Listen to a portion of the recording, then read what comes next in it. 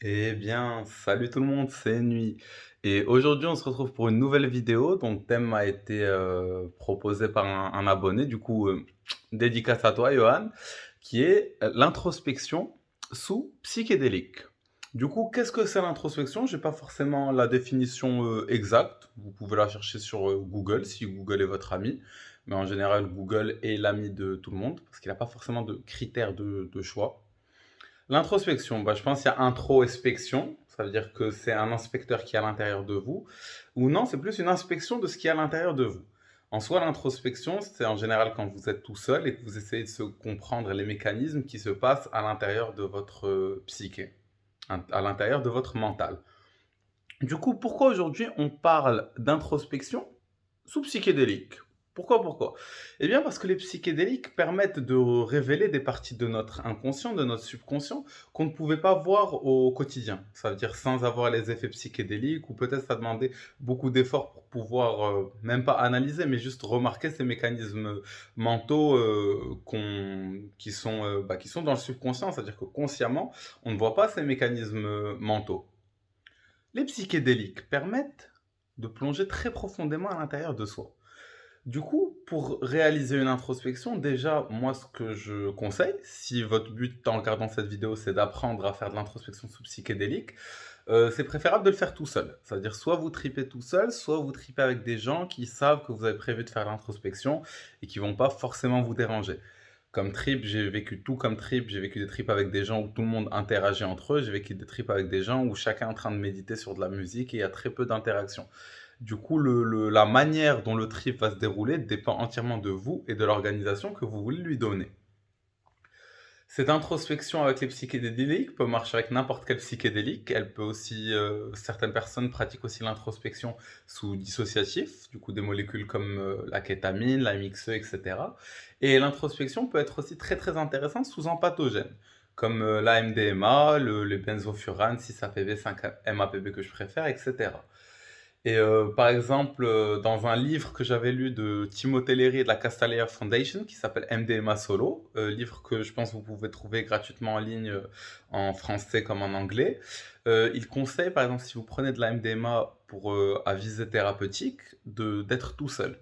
Comme quoi, quand vous prenez de la MDMA, quelqu'un qui est avec vous, ça sera juste une personne en trop. Même si les gens, bah, on va dire la jeunesse, même moi je fais partie de cette jeunesse, les gens en général ils prennent de la MDMA en groupe pour profiter de l'empathie et partager l'amour et passer un bon moment de groupe.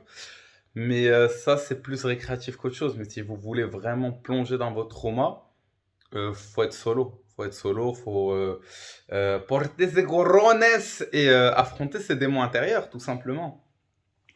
Alors moi, pour introspecter, je fais comment? Parce qu'en soi, les conseils que je vais vous donner, c'est ce que j'ai découvert tout seul et à travers mes recherches et les conseils qu'on a pu me donner.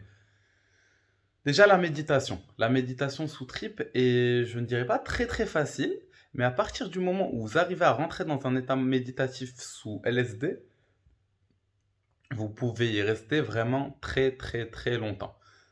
Enfin, très très très longtemps.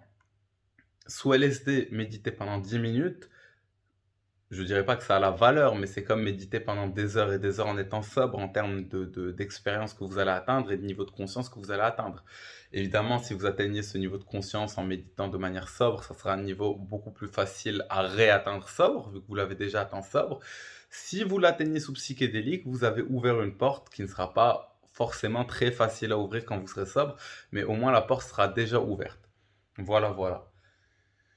Pour l'introspection, moi, qu'est-ce que je fais? Il y a une technique que j'ai très très souvent utilisée, que je vous conseille. C'est une musique, en soi, vous pouvez le faire avec n'importe quelle musique, mais moi, j'ai une musique de prédilection avec laquelle j'ai dû le faire moi un tas de fois et j'ai dû le faire à plein d'amis, qui est Internal Flight de Esta Stone. Du coup, je pense soit je la mets dans la description, soit vous utilisez au petit doigt et vous la youtubez. C'est un son de malade et dans l'image de l'album, c'est un gars avec un bandeau sur les yeux. Du coup, l'idée, c'est ce bandeau sur les yeux. C'est quoi l'idée du bandeau sur les yeux? C'est entre le moment où vous commencez à vraiment monter et le plateau, vous mettez un putain de bandeau sur les yeux.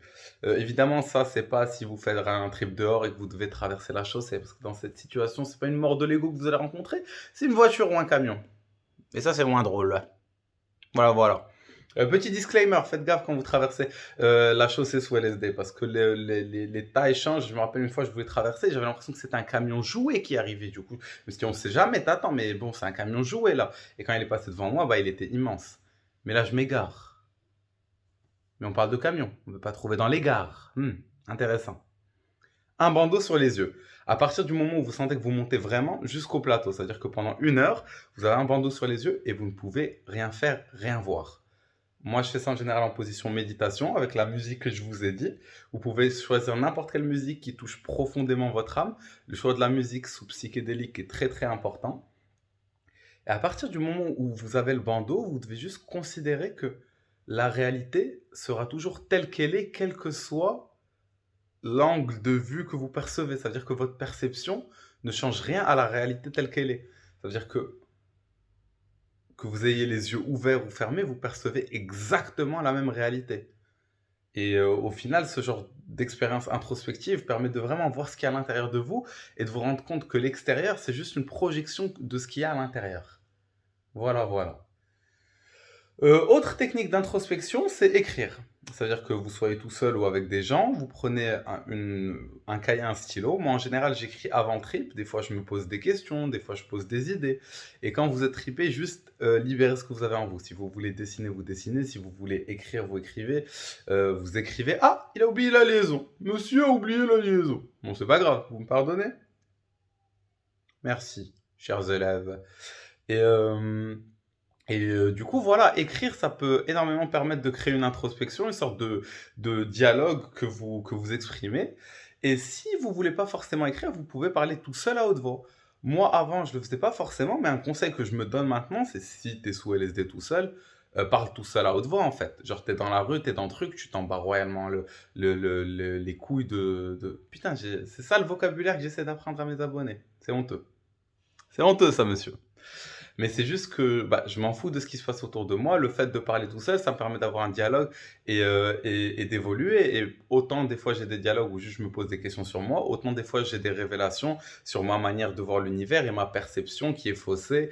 Et qu'est-ce que je peux changer dans ma manière de percevoir le monde pour essayer de le percevoir aussi réel qu'il est, même si je n'y arriverai jamais.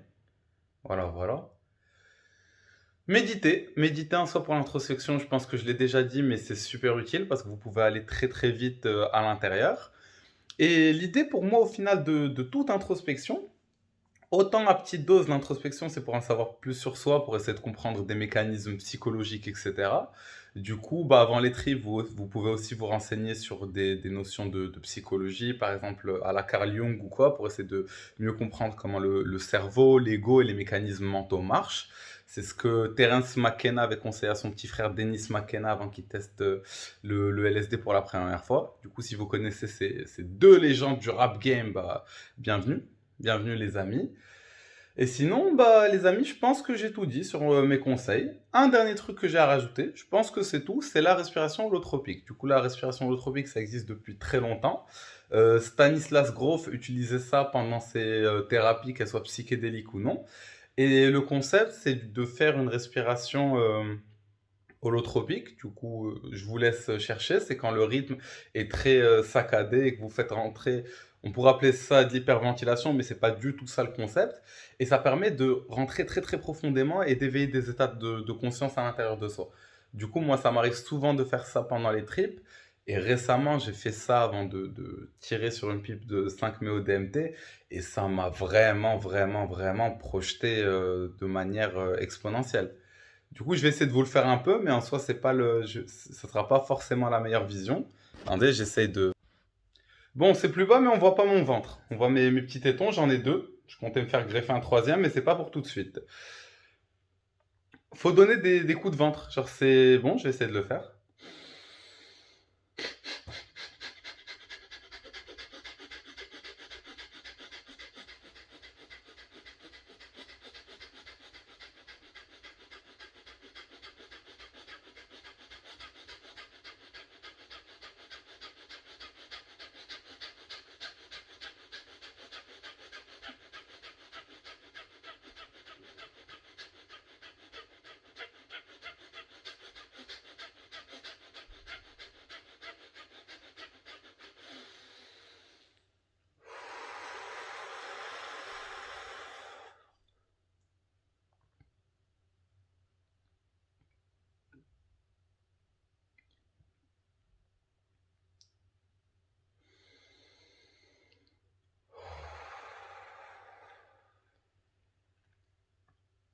Et ça, les amis, en vrai, que vous soyez sobre ou tripé, ça va juste vous plonger plus profondément à l'intérieur de vous.